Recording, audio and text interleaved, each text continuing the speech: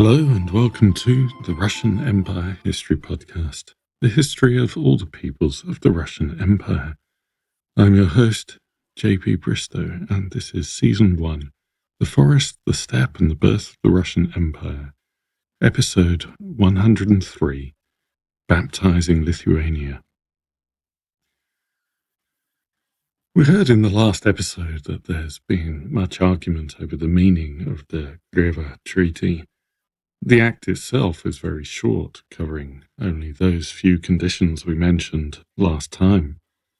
Jogaila agreed to pay off William of Habsburg for breaking the betrothal treatment with Jadwiga, accept Catholic baptism for himself, his family, and his pagan subjects, release prisoners of war, and then that bit about joining his lands to Poland.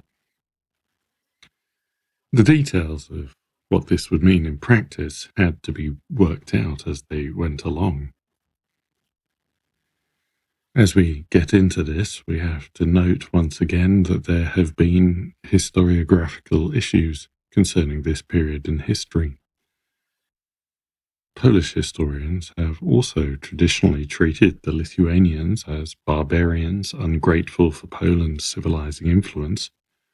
Historian Richard Butterwick has described their attitude as ignorant contempt. In this narrative, the Union sucks Poland into a never-ending trouble in the East that could have been avoided through a more Western orientation. For Lithuanians, the traditional view has been that the Union was a failure. After a relatively brief high point under Vytautas, Polish attempts to dominate destroy any potential that it may have had. Lithuanians have reacted to their neighbours' claims about Lithuania by going completely the other way. They've struggled with the idea of shared historical heritage as such, and divided events into either Lithuanian or Polish. Over the last couple of decades, historians in both Poland and Lithuania have started to move past these ethnocentric views, but there's still a gap around the Rus or Ruthenian contribution. Between the expansion into what is now Belarus, taking Volhynia and Kiev, their role is rather overlooked for a couple of 100 years until we get to the conflict with the Cossacks. As the Oxford History of Poland-Lithuania states, quote, "The long argument between nationalist historians of Lithuania, Belarus, and Ukraine over whether this process of Lithuania's formation produced a Lithuanian state or a Ruthenian-Lithuanian state in which the leading role was played by the more advanced culture of the Ruthenians rather misses the point by concentrating on state power and projecting back an image of statehood that owes more to the 19th than the 14th century." End quote. That also goes for Lithuania and Poland. We cannot project a modern conception of statehood back into the 14th century. There were Lithuanians and peoples of Polotsk, Galicia or Kiev, but Lithuanian, Belarusian or Ukrainian had yet to develop as political identities. The relationship between Poland and Lithuania will have a big role to play in all of them.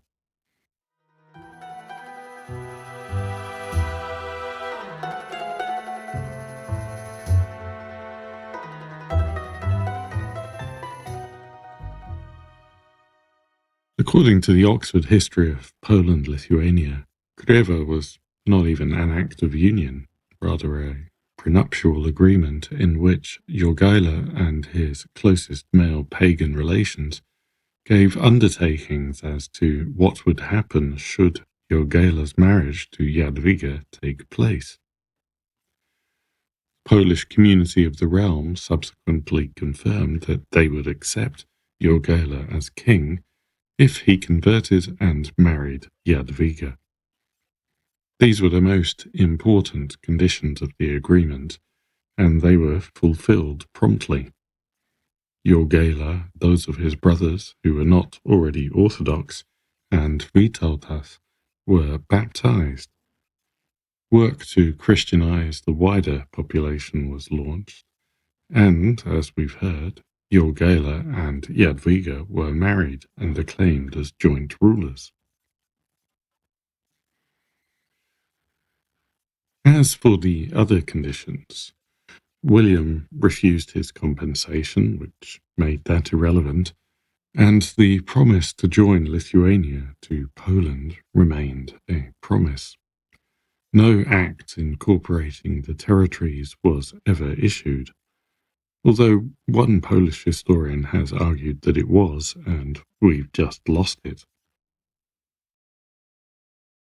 As I noted a few minutes ago, it's important when looking at this to remember that this was not a treaty between Poland and Lithuania as two sovereign states, in the way we think of such things today. Formerly, there were three parties at Kreva: Jogaila, his brothers, and Vytautas, representing Lithuania, Elizabeth, representing the Angevin dynasty, and the Szlachta envoys acting on behalf of the community of the Polish realm.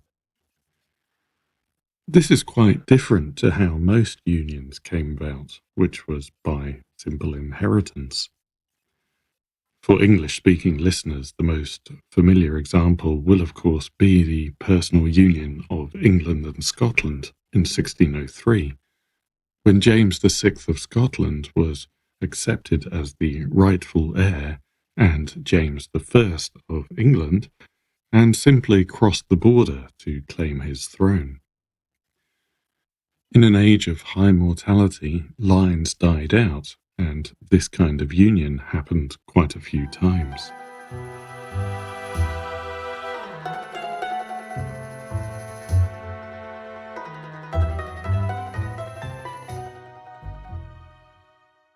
As members who've listened to the Poland episodes will be quite aware, Poland was institutionally quite different from its eastern neighbours. Lithuanian dukes, like Rus knyazes, ruled their realms as their personal patrimony. It was their property. Their boyars held their land, rights, and privileges in exchange for service. Although these things could be hereditable, they could also be taken and redistributed. Poland was considerably more sophisticated. The distinction between the wider national community and the state, and between the state and the person of the ruler, was already understood, and differing terms were used. Coronation was the community of the realm, while the regnum was the kingdom. That is, Poland was moving from a purely personal conception of the kingdom as the place ruled by the king to an abstract understanding separate from the king's person. This was a conceptual development that took several centuries to really take form, with historians still arguing over the details. Some trace its origins back as far as 10th century England. Others argue that it only truly appeared in the 18th century. The Polish Szlachta did not hold their land in exchange for service, what we might think of as the classic feudal model. It was their own hereditary property. Through their assemblies, they exercised direct influence over the monarch. This meant that in Poland, unlike in Lithuania, the ruler did not own his or her kingdom. In Lithuania, Jogaila was constrained only by his practical ability to do whatever it was he wanted to do. In Poland, there were clear legal and theoretical limits to his power. While the boyars had real power and influence, They were not an independent force as such. They were not parties to the Union, and their approval for it was not required, unlike their Polish counterparts. When Jogaila was married and crowned, the Lithuanian boyars swore allegiance to him once more as Grand Duke of Lithuania, not as the King of Poland. It was natural that these institutional differences would work against integration of the two realms. It also cannot be doubted that the Polish community of the realm's chief purpose at Greva was to obtain an acceptable King of Poland, which primarily meant being a Catholic adult. What happened to that king's property once he became king was a secondary issue. The act could establish the direction they were aiming for, but failure to join the Lithuanian lands to the Polish crown would not undo the agreement. This meant that once Jogaila was baptized and crowned, he was in a strong position and would not be forced to define what he thought applicare meant. He was helped by the Poles not having a clear position of their own. Some historians see the Polish annexation of Galicia and the proposed incorporation of Lithuania as linked to the development of the idea of the community of the realm, of expanding that idea beyond ethnic Poles to include Ruthenians and Lithuanians. Other scholars see Polish magnates as more interested in the opportunity to expand their influence east and colonize Lithuania.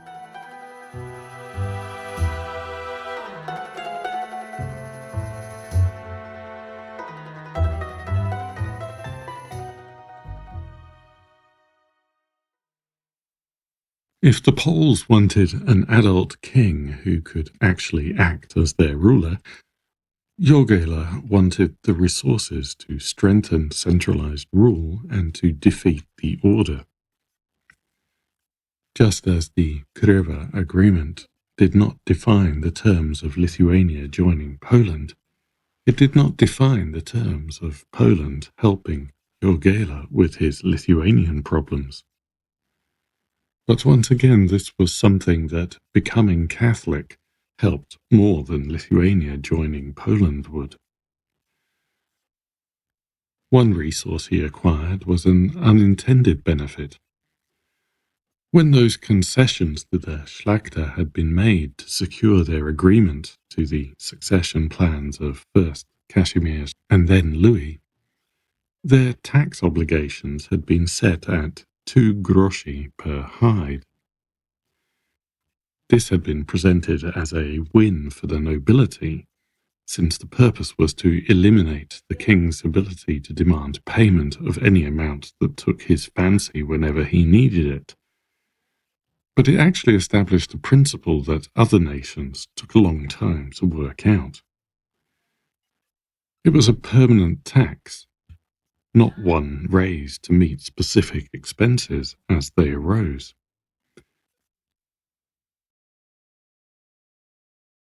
Landowners had a predictable burden. The tax worked out at around 15% of the income generated, and the king had a steady and predictable income that meant the treasury could create and follow a budget. Obviously, being set at a specific amount rather than a percentage meant that inflation would eventually undo this, but the system did work for decades.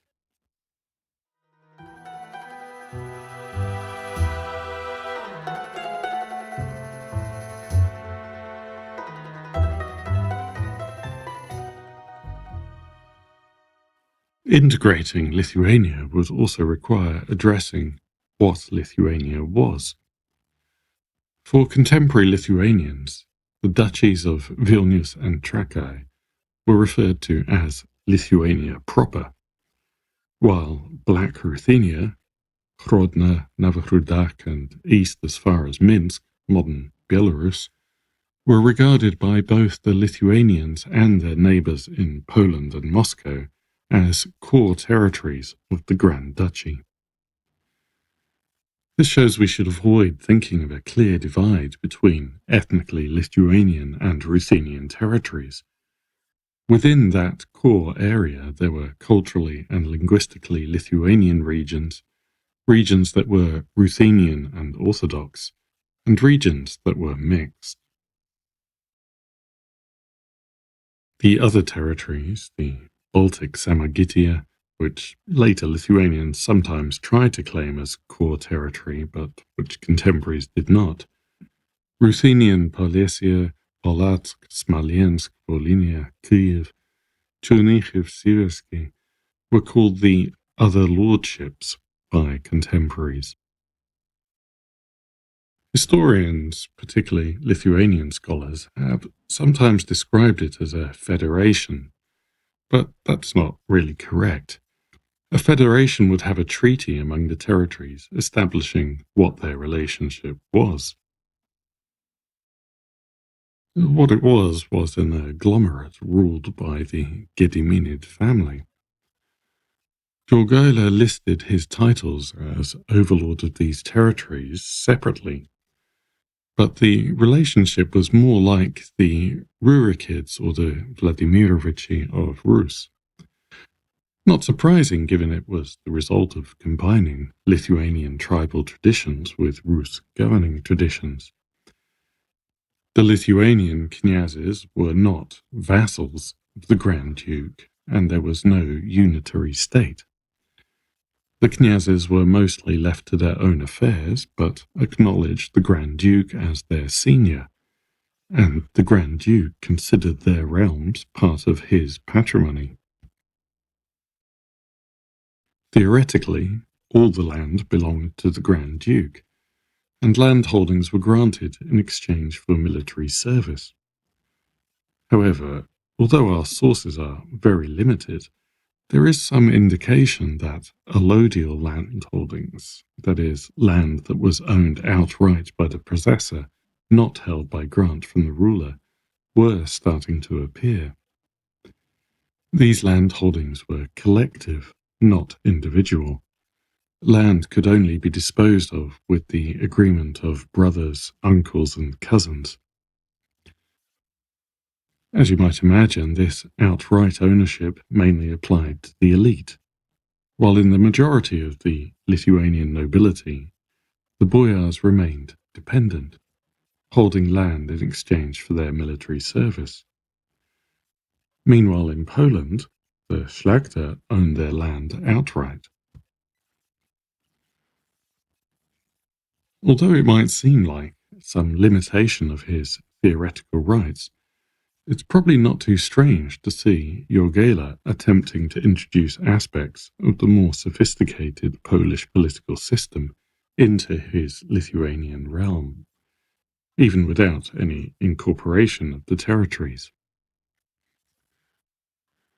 In 1387, he declared that all pagan boyars who accepted Catholic baptism would get the same rights as the Polish nobility. They would have full rights to their property, including hereditary title, and the right to decide whom their daughters or other female family members married, without requiring the Grand Duke's permission. As in Poland, the mandatory labour services to the Grand Duke for their land were abolished, with the exception of an obligation to maintain fortifications. This is all quite intriguing in terms of what Jogaila was attempting to do. Some scholars argue that this is strong evidence that he was trying to harmonize the governance of the two realms. That is, he was trying to make it more than a simply personal union. Others note that although rights equivalent to those of the Polish nobility were declared, there were no moves to establish the local courts or regional assemblies by which the Szlachta realized their rights and influenced the king. We may also wonder what the effect on the boyars was of hearing the Grand Duke tell them about how many rights and privileges their peers in his other lands had.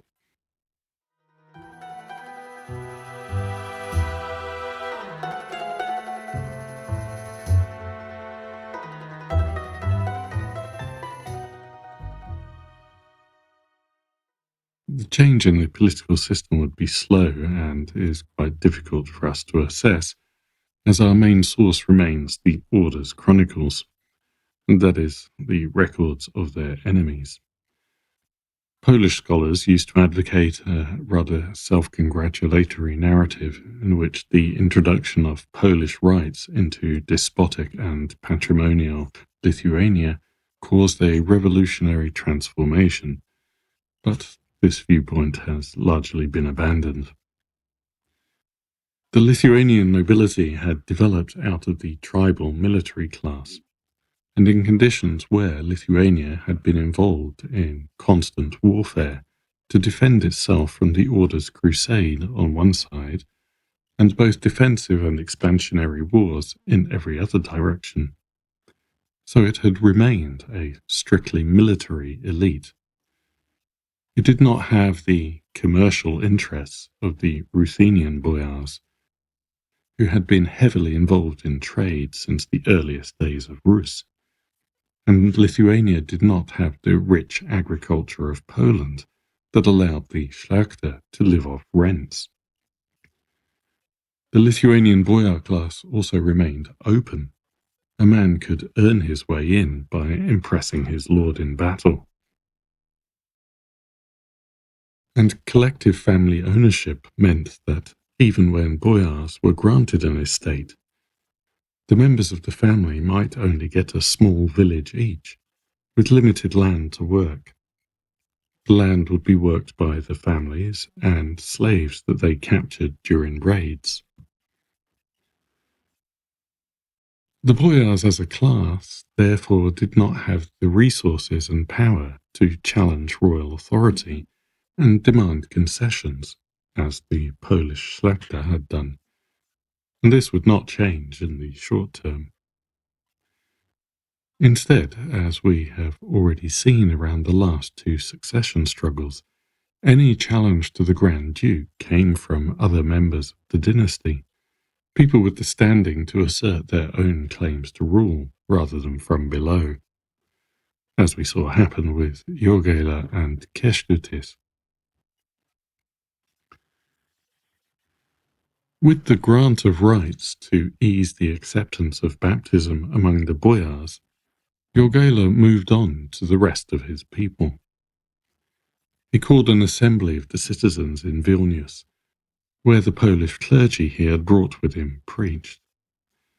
This did not go down well, but the mood improved after Jogaila personally stood up to speak. The boyars had been baptized individually, but the people were baptized in groups of 6, who all got the same name. They were also given white woolen baptismal clothes, which were very well received. The eternal flame in the Vilnius temple was doused, and its destruction was ordered. Across the land, sacred groves were to be felled. On 17th of February 1387, Jogaila established the Diocese of Vilnius, giving it rich funding to lead the Christianization of his realm. Construction began on a new cathedral of St. Władysław, Jogaila's patron, at the site of the old temple. Jogaila gave the bishopric 50 households in Vilnius and 60 villages, creating Lithuania's first large-scale private estate at a stroke. Further privileges came the following week. The church held its land on the same basis as the Grand Duke. It had complete fiscal and legal immunity. It paid no taxes and had total authority over the lives of those residing on its lands. Then Jogaila toured his lands, establishing new parishes across Lithuania and in parts of Ruthenian territory that had substantial Lithuanian populations. other than in Samagitia, where the locals immediately warned Jogaila that conversion would be resisted, and no serious efforts were made for another 3 decades. It went remarkably smoothly. The boyars accepted the change without any repetition of the challenge that had followed Mindaugas baptism. A few months later, Jogaila felt secure enough to return to Poland. The work of conversion was mainly carried out by Polish clerics who had experience in Lithuania and spoke the language, led by Andrzej Jastrzębicz and Jakub Plichta, the first 2 bishops of Vilnius. Polish Franciscans supplied most of the missionaries. They had already had 2 houses in Vilnius, and now they added monasteries in Ashmiana, Lida, Kaunas, and Drohicin. Smaller groups of Dominicans and Benedictines followed. The large number of Poles meant that it would be a long time before a native Lithuanian clergy developed.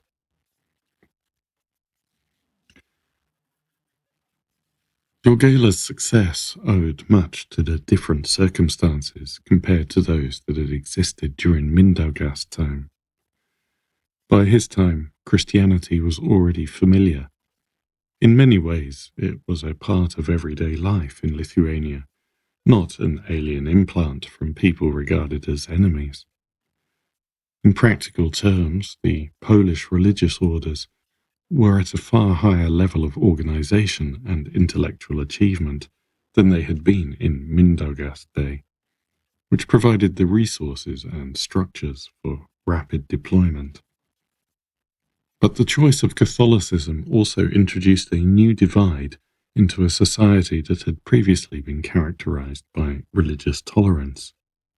For example, marriages between Catholics and Orthodox were banned, unless the Orthodox partner converted to Catholicism. These Catholic privileges will create an asymmetry in the political, social, and cultural life of the Grand Duchy, and the divide will continue to grow and cause ever more problems. It will take almost 200 years for equal rights to officially be granted. Thank you for listening, and until next time, goodbye.